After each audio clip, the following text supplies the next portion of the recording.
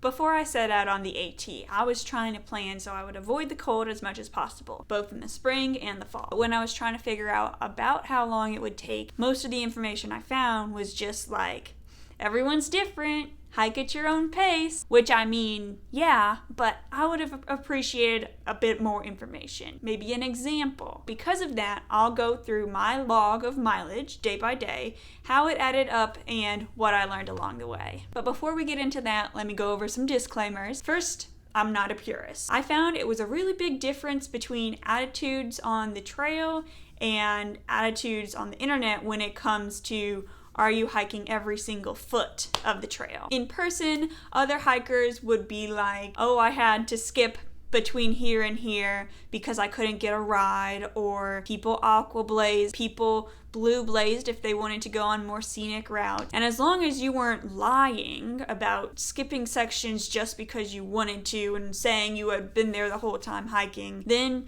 no one really minded. Now I find that on the internet, people are more like, you don't have a right to call yourself a thru hiker unless you do every single mile. To us, on the trail, thru hiker just meant you were walking from Georgia to Maine, or Maine to Georgia, or flip-flopping. But anyway, it wasn't that serious. On the trail, we even teased purists a little bit, because if there were two paths going to the shelter, they would walk out the same path they went in the morning instead of just going on the path the direction they were headed. But anyway, how I came to be okay with not walking every single step was, before the trail, I was thinking a lot of people get injured. A lot of times there are wildfires. People have family emergencies and you have to miss a part of the trail. Am I going to be okay with that if I have to miss something? And that's how I decided I was really just there for the experience. I wanted to have a similar experience to the people on the trail with me. I wanted to relate to thru hikers that have written books, made movies, have social media about their experience. It seems to me like some people take hiking the AT like a school assignment. They're not cutting corners, they're citing their sources. That's just their integrity. They want to do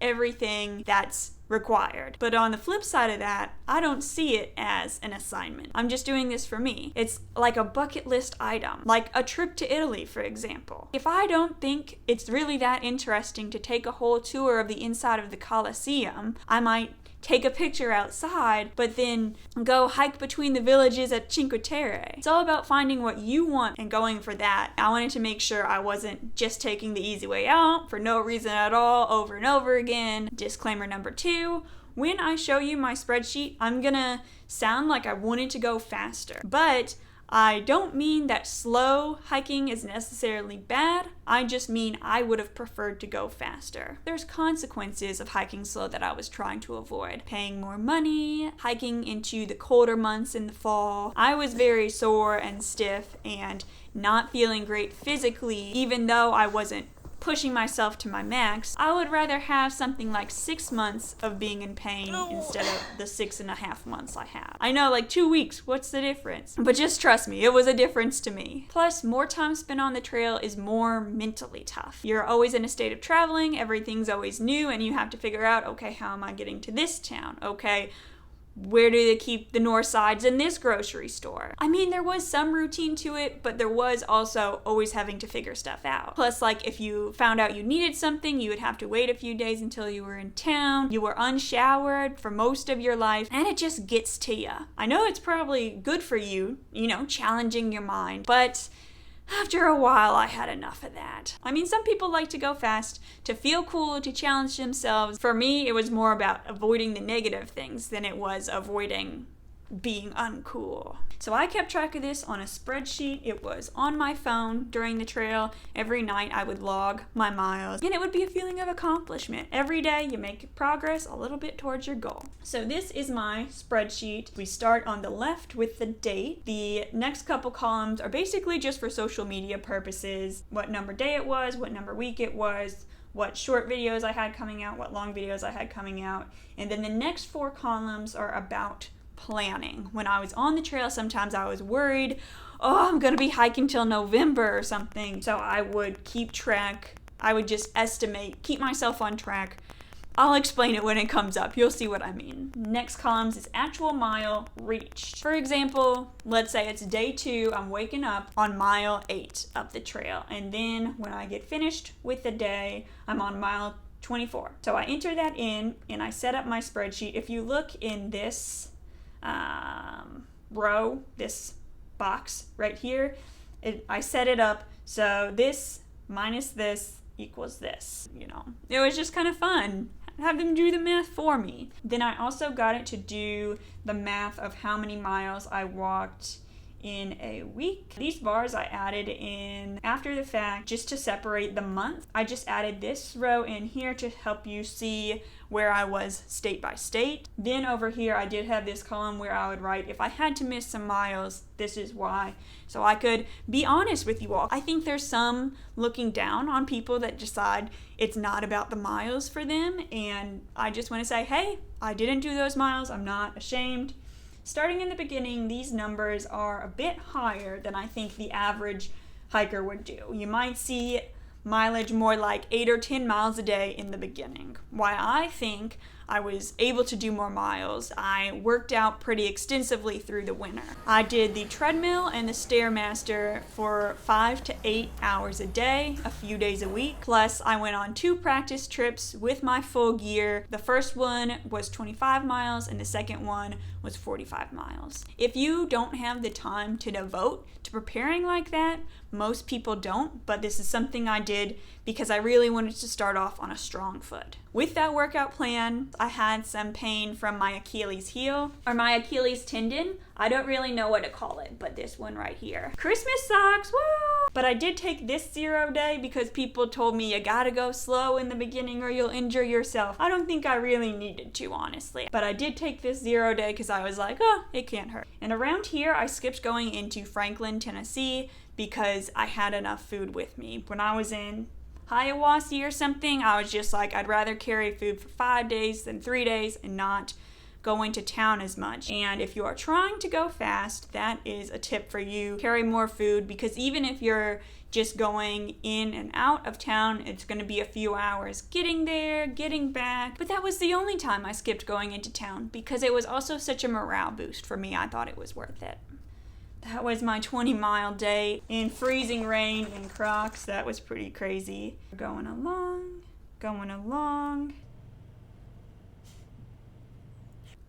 All right, entering Virginia, this day was the Damascus Marathon. So if you want to, know that some people do 26 miles into Damascus, Virginia. A lot of people were pretty intimidated by the Damascus Marathon. Everyone I knew that was doing it was feeling a little nervous. Could they make it? But I think it's a lot more doable than it sounds. And then you take a 0 day the next day, and it looks like I had a Nero day too. I think that day I needed to take time to work on videos. If you are looking at this, just know that some days I had to spend working on video. This is slightly more 0 days than your average hiker. Alrighty, now you'll start to see in these columns over here where I start estimating. On this particular Saturday, it looked like I was like, okay, I made it this far by this week. I thought mid-September would be when it's not too cold, maybe the fall colors are starting to come out. That was my goal anyway. And so I divided up how many miles I had left between how many weeks between that time and when I wanted to finish. Then I just had this column so that I could look and be like, okay, I made it to this mile this week. I need to pick it up if I want to stay on pace. I knew that it would vary week to week, but it was just kind of a guide for me. Okay, this is the point I want to be around or ahead of. Oh, these zeros right here is the Trail Days Festival. Very fun. I think it was worth missing making miles, but you know, not for everyone. And here's where we start getting to things where I was like, okay, this is where I just don't want to split hairs. Like on this day, I walked down a 3-mile trail into a parking lot to hitch to meet friends that were at a brewery off trail. And I was like, I could go, hitch all the way back to that parking lot, walk the 3 miles up, keep going, or I could, from where I am, walk to the next trailhead. So that's why I missed I wrote down 2 miles, but I think it was more like 1.5. The next day, it just so happened that I went into town, got groceries, and then got a ride to a hostel. And that hostel was like in walking distance of another trailhead. If you wanted to, you could have waited all that time to hitch, but I was like, I just want to hike. This day, I was kind of nauseous, so that's why I only hiked 4 miles. What I was going for was about 15 to 20 miles a day, give or take. There were some days like, well, don't look at that yet. There were some days like maybe this 11-mile day right here where I was late getting out of town. Also, how far apart shelters are really makes a difference too. For some part of the trail, I had a friend that would look at all the shelters and find us the really cool ones. Then we would go off her plan, and usually it was a pretty moderate amount of miles. A tip for anyone that's trying to hike really fast, plan on tent camping more. If you're just walking, okay, I'm gonna look for a place to sleep. That's one thing. If you're like, I'm aiming to go to this shelter, then you're kind of bound to that. Okay. Now, back to this beautiful aqua color right here. That is when I aquablazed, which is where you're traveling by boat. In my case, it was a canoe instead of traveling by foot. There was this section on the Shenandoah River. Some of our family members didn't want to do it. Some of us were like, we just want to have fun. You know, it's whatever you want to do. Here we have West Virginia, the shortest state, and Maryland. Took a Nero and a 0, you know, just to celebrate being at the halfway point. And I got vortexed at a hostel called Cross Trails, so watch out for that. Here's my 27-mile day, which was the longest I ever did. If you want to push yourself and do big miles like that, it's very tough, but it feels really cool to be able to say you did a bigger number than usual. If you're going for big mileage, I think the easiest or the less hard really states to do that would be like Virginia, once you have your trail legs under you. And like Pennsylvania is rocky, but it's also not as hilly. Once you get further north, making those big miles is harder because it goes back to pretty extreme hills, and there are what I would call rock obstacles. You have to climb up something, you have to climb down something. It's not a normal trail where you're just walking. You actually have to use your hands and climb. Those slowed me down a lot. There were a few in like New York, but it got much more frequent in the Whites and then throughout the rest of Maine. Another strategy I would do is start walking early and walk as late as you can. I really hate waking up early with a passion, but I do wish I had tried to do that a little more, been out of camp at a more reasonable time, because the more hours you spend hiking, the longer of a distance you can cover. I mean, obviously, but just saying. So we're going along. Skipped from Unionville to I was walking down a road going towards Unionville. There was a storm. Someone stopped their car and asked, do you want to ride? And I was like, yes, please. I'm terrified for my life being out on this open road in a lightning storm. And then I didn't know exactly where I was. I didn't want to arrange a ride back there and just walk. I just left from Unionville. I don't know exactly how many miles that was. What I recorded was the mile I reached, not the mile that I necessarily walked. And then Bear Mountain was, I think there was either a storm or something, flooding maybe, and the roads were really torn up. So they asked people to do a road walk instead of going up and down Bear Mountain. There were some people that were like, oh, we're gonna miss the best part of the trail. But I was like, even if you're okay with taking your life into your own hands and going through a part of the trail that's closed, you have to think about if you get injured, getting emergency vehicles to you on a road that's washed away is going to be near impossible. You're going to put yourself at risk. You're going to put the rescuers at risk. So don't do that. That was my little 2 cents. Then we entered Connecticut. I didn't do a 3-mile road walk because I didn't want to do it. That's what I wrote down in the moment. But it was more like, I needed to go into town to work on a video, so I got a ride from a road, and I knew a section was closed. Oh, that was because of flooding in Connecticut. I could have gotten dropped off at the same place, done a 3-mile road walk around, but I was like, I just want to get back to hiking in the woods. Skip less than a mile through Dalton. Honestly, I don't remember that. It could have just been the same thing as usual, where just getting back to the trailhead would be a logistical nightmare that I just wanted to avoid. Okay, you can see I start to do some 20 plus mile days pretty frequently, and then around this day I was just like, I can't do this anymore. I can't do these big mile days. And so I started to cut myself some slack, but I think I just burnt myself out. It would have been better to hike at a more moderate pace that I could have maintained instead of busting all these 20s. And then, as you'll see, I did the math. I broke what was left of the trail into 4 parts, and I divided out how long I thought I would take to do each of them, and I made this little schedule. This column was where I thought I would be. This column was where I actually was. So I used that to keep track as well as the numbers.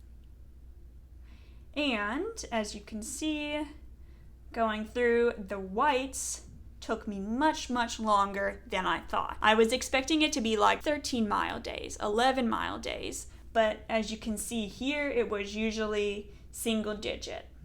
If I could go back in time, I would give myself the advice to aim for 10 miles a day. Get up early, and yes, it's going to be hard, but just embrace the suck and keep going. We took a lot of 0 days because there was bad weather, and because I needed to work on videos. But because there was bad weather, we were like, we're going to be up high, exposed, there is a risk, and I don't know. There's a gray area between, am I being safe, or am I being a little too lenient with myself? Obviously, safety should come first, but there's always going to be some degree of risk. So, is it okay to walk up slick rocks in the rain? Probably. Is it okay to be on a high ridge in a lightning storm? No, then you would need to seek shelter. That's the advice I would go back in time to give myself. Other people were perfectly happy to be going this slow through the whites. So, I feel like a broken record, but of course to each their own. Here's where I entered Maine, and as you can see, it was still single-digit days. And at this point, I was like, the cold is going to start setting in soon. I have to do something, change things up. I didn't really technically yellow blaze because I did skip ahead, but I did go back for those miles. But anyway, I decided to skip forward, go from there. And you'll see I skipped to Caratunk, which is after the Kennebec River. I got back up to those big miles, double 0 day at Shaw's. This was the day I had a very bad creek crossing incident where it was really high, felt sketchy. I could go on and on forever about that. But basically, some of the people I was with were like, okay, we're going to go to the nearest dirt road, we're gonna walk into a big road and hitch to Shaw's, and then after Shaw's, which is a hostel, they were going to just start back up again from the normal place people get dropped off to and from Shaw's. So again, that's just another example of on the trail, people weren't really as strict. And then another blue blaze, we did a road walk to avoid any creeks that could be over flooded again. Because after that experience, we were like, heck no, we were very happy to do this, and this is what the ATC recommended. And then these numbers are going through the 100-mile wilderness. I felt a little rushed going through there, but the 100-mile wilderness is known as easier. I was just having a rough time because of just the mental stress, feeling very exhausted, very sore. There was also some weirdness with other hikers. It was a mental challenge for me at that point. But anyway, these are the numbers I did in the 100-mile wilderness. If you stay in Baxter State Park and then do Katahdin, it's technically a 5-mile day, but of course you have to go back down. Although some people don't save Katahdin for one day, they just hike as much as they can, they go up and they get down before the sun sets. So, another thing if you're going to try to be super fast. And then, after a long break for getting back to the section we skipped, started off on a slow day, and then, because it was still southern Maine, it was very slow going. My hiking buddy was like, we have pushed ourselves this whole time, let's try to take it easy. Again though, back to the more time you take, it's going to be mentally harder. This 0 day was because it was high winds and raining and we didn't want to walk on slick rocks. Back to what I was saying about drawing a line between am I being safe or am I using safety because I just don't want to go out and get these miles done. which isn't necessarily a bad thing, you know, if you don't mind going slow. I keep saying the same things over and over again. And then after some under 15-mile days, we did finish the trail. And that was that. One thing I wanted to say about going back for the miles we missed, it was so hard to go back and be like, oh, we just summited Katahdin. Okay, a few days later, back to putting on wet shoes and being cold and sleeping outside and being dirty and tired all the time. Some people were like, y'all know you don't have to, right? But I really wanted to, and I'm glad I did, just because for me, I would feel like that wasn't justified to skip that much. And if I wouldn't have done Maine out of order, I still would have finished before Baxter State Park closed. But that's just what I decided to do, you know? For me, it was more about having that Katahdin moment with people than having that Katahdin moment and specifically being finished with hiking. But the cool thing about the trail is you do whatever you want. Customize your experience. In general, I was worried about hiking till it was cold from like Virginia to Vermont. And then that one day when I was like, I'm tired of doing 20-mile days, it's whatever now. If I had just kept at a more doable pace, then I think I would have finished at the end of September instead of mid-October. It's all about avoiding burnout. Plus, if you can find people that you want to hike with and they want to hike with you and they're going at the pace you want to go, that is gold. That is so helpful to hold you to sticking to your goals. If I could do it again, I would stretch more. My knees and that ankle tendon always really hurt. I would have switched out my shoes more. I thought, of course, you're going to have some foot discomfort. Now looking back, I'm like, if I would have changed out my shoes more, I probably wouldn't have been as in pain. I did have problems sleeping on the trail, and that would have helped be able to hike longer, although now I don't really know what I would have done different because I was already trying my best. I just thought of this. I'm going to have to look it up before I put it in the video, but I'm pretty sure that southbound hikers typically go faster than northbound hikers because the terrain is so much more challenging in the northern part. It's all a mental game, so if you got a time crunch, you might want to consider that too. Also, if you are trying to time out your hike, here is what it takes the average hiker. And here's how it compares to my hike. If you have to go back to work, if there is a commitment in your life you can't miss and you have to plan around it, that's when I would try to schedule it out like that. If you don't have a time limit though, that's a pretty cool position to be in. I would personally start earlier than you think you need. You know, you start out in the cold, you're expecting it, you're ready to get the adventure on. If you finish in the cold, it's a little less like, yay, we're out here on an adventure, and a little more like, oh, I thought I would be done by now. And really, it's very hard to get the exact perfect amount for you. People that finish fast often wish they were still hiking. Some hikers that finish later, some of them love it, but me personally, I was like, I could have stayed for less cold and less pain, less of the mental challenge of still being out here when everyone else I know is finished. Most of the other people I know were finished. It's very hard to balance time spent relaxing and resting up and taking in the experience of the whole adventure versus making progress to your goals. So just know that there's only so much you can control. You may never get it right. Embrace the hike for what it is. Thanks for watching and happy hiking to ya.